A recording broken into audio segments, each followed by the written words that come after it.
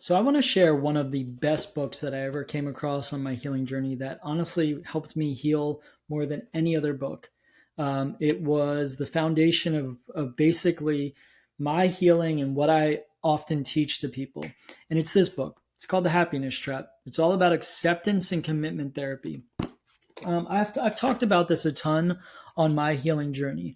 Um, that acceptance and commitment therapy was the thing that got me well, was the thing that propelled me to make a full recovery from a chronic illness. And it's a lot of what I teach, and it's a lot of where I, focus on helping other people. Sure, there's tons of like tools and practices, out there, nervous system work, somatic, practices, brain retraining, breath work, all of these things, right? They're all great. They all can help, you know, make subtle changes in your healing. But what I've seen with people that I've worked with, including myself, that have dealt with severe anxiety, depression, anhedonia, chronic depersonalization, derealization, just feeling completely stuck in life, being bedridden, sick with chronic illness, acceptance and commitment therapy honestly has been the best thing. The best thing. Now, within there are going to be, some nervous system practices, some somatic tools, some breathing exercises, but it's all centered around acceptance and commitment therapy. Basically, what acceptance and commitment therapy is in a nutshell, and I'll break it down into, longer sections, but basically what it is in a nutshell is radical acceptance of where you are, radical acceptance of your condition and situation as it is. Now, acceptance is not what you think it is, guys. Often people get, acceptance confused with, apathy or, just, being drowned in the chronic illness and giving up. That's not that's not acceptance. That's not at all. Acceptance is actually the ultimate state of power.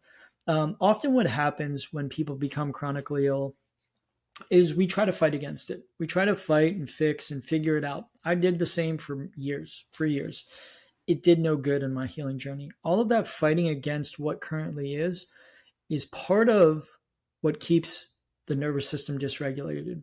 It's part of what keeps the cortisol and the inflammation going. So on my journey, what I had to learn was, hey, I got to accept where I'm at. I can't continue to fight against it. Every time I get a symptom and freak out and try to fix it or control it, like all it does is make me feel worse. It's something that I learned, right?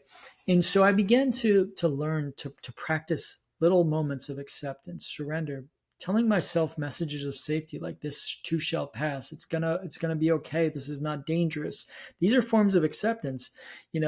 Acceptance also is about letting go of control, letting go of the past, letting go of, what you cannot control, and things like that. It ties directly with surrender. It says, look, this is where I'm at. It sucks. I don't necessarily want to be here. It's not even necessarily liking or loving where you're at, but it's just accepting. You're here. We can't go back in the past. We can't control it. We can't fight against it. We can move forward, though. And that's what the commitment piece of acceptance and commitment therapy says. Commitment says, I'm moving forward in life with the chronic illness, with the symptoms. And this is hard. This is the harder part of it all, because moving forward in life looks like taking action again. It does look like some of the practices that I'm going to teach, or that I've taught and will teach in this series. But it says the illness is no longer in control. The symptoms are no longer in control. And it's about acting on your values, getting clear on what your values are. So you may be struggling with a chronic illness. You may have been struggling for years. You may be bedridden. Now you get to ask yourself, and you get to become empowered on your journey, asking yourself, well, what truly matters to me in life? What is the life that I truly want to live? Where do I want to see myself moving forward outside of this chronic illness? And even if this chronic illness and these symptoms don't resolve, am I happy with living the life that I've currently been living? And this is a dark question, but it is a very empowering question. It is the question that I asked myself 15 or so years ago when I was bedridden sick, not living in life. It said, hey man, are you good with living this way? The symptoms have been here for years. You haven't died. They're uncomfortable as hell. But, you know, now you're giving into the chronic illness. The commitment piece says, I'm not good with living that way. Even if my symptoms are here, they're coming along with me. I'm living an empowered life regardless. Now, here's the thing. When you do that, when you practice this commitment piece of acceptance and commitment therapy, the amazing thing that happens is the body shows you healing when you show it healing through action. It's not a quick fix. It doesn't happen once. You don't just go out and begin, moving forward and then symptoms are miraculously gone. That's where acceptance comes in. Acceptance with the symptoms, acceptance with the sensation. Doesn't mean there's not going to be struggles. Oh yeah, there's going to be struggles on this journey. But acceptance allows the symptom space to be there without fighting against them so much. Commitment allows you to move forward step by step in life. And sometimes those steps at the beginning are small, but they're empowering, and they give you that courage and that ability to move forward. And here's what happens when you practice things like the acceptance commitment therapy, aspects that I'm teaching, is when you move forward in life, they're on your actions, your goals, your hobbies, things that you want to do, things that you love that you stop doing because you became chronically ill. What happens is now you flood your body, with some anti-inflammatory hormones and chemicals like serotonin, dopamine, oxytocin, endorphins. This is what helps heal the body. This is what helps calm and regulate the nervous system. This is what helps bring the body back into balance and shows safety, and allows the functions like detox pathways and, your digestion to turn back on. It says, oh, I'm safe. I'm safe. But you do it through action.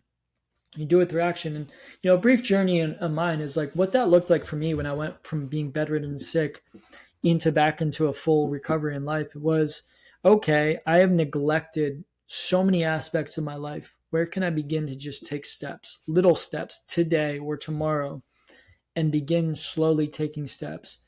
And for me, it was like, I love skateboarding. So let me try to just roll around and see if I can do it. I wanted to hang out with friends, but I was so sick. It was like, all right, well, let me just try. Let me just try. If it sucks, I can turn around.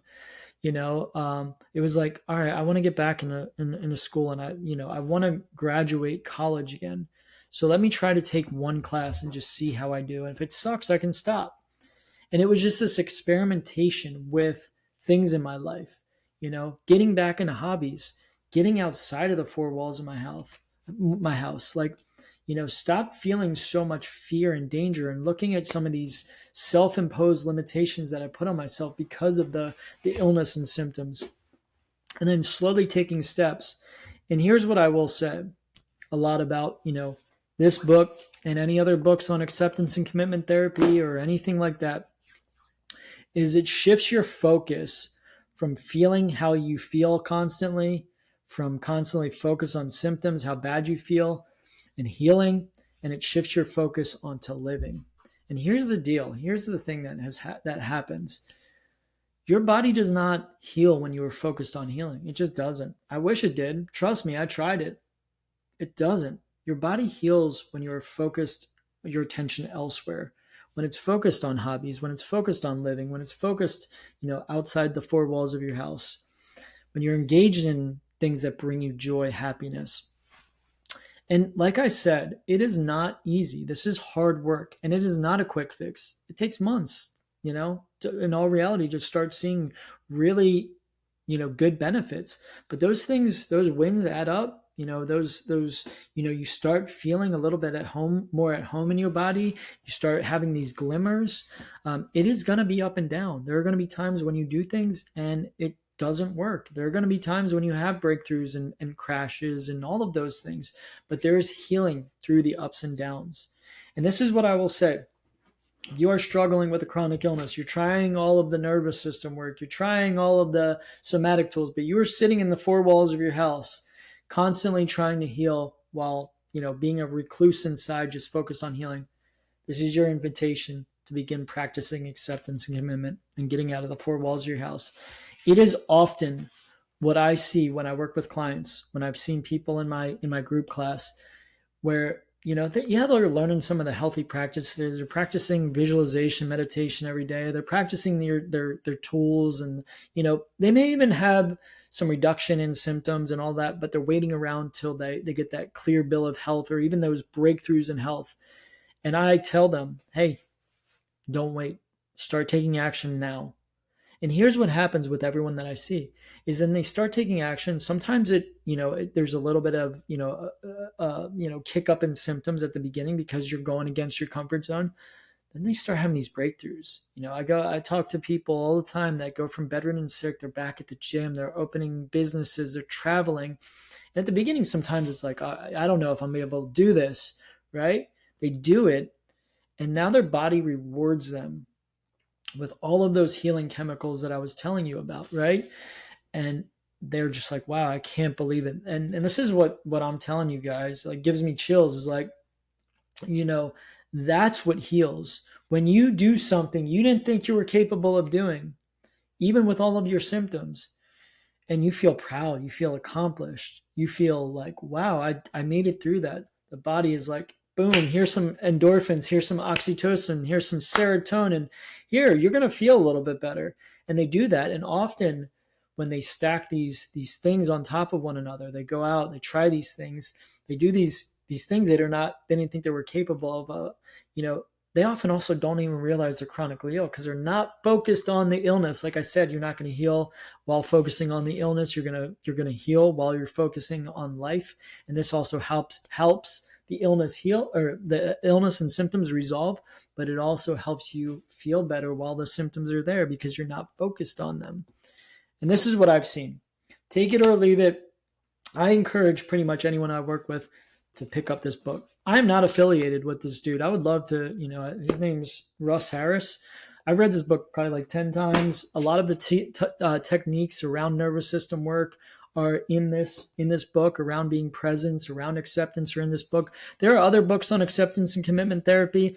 I had one like 15 years ago. I don't know what it was. I completely lost the book. If I find it, I'll post it in the notes here. There's tons of books on it. It's not me making this stuff up. This is actually, a lot of psychologists and therapists will use this.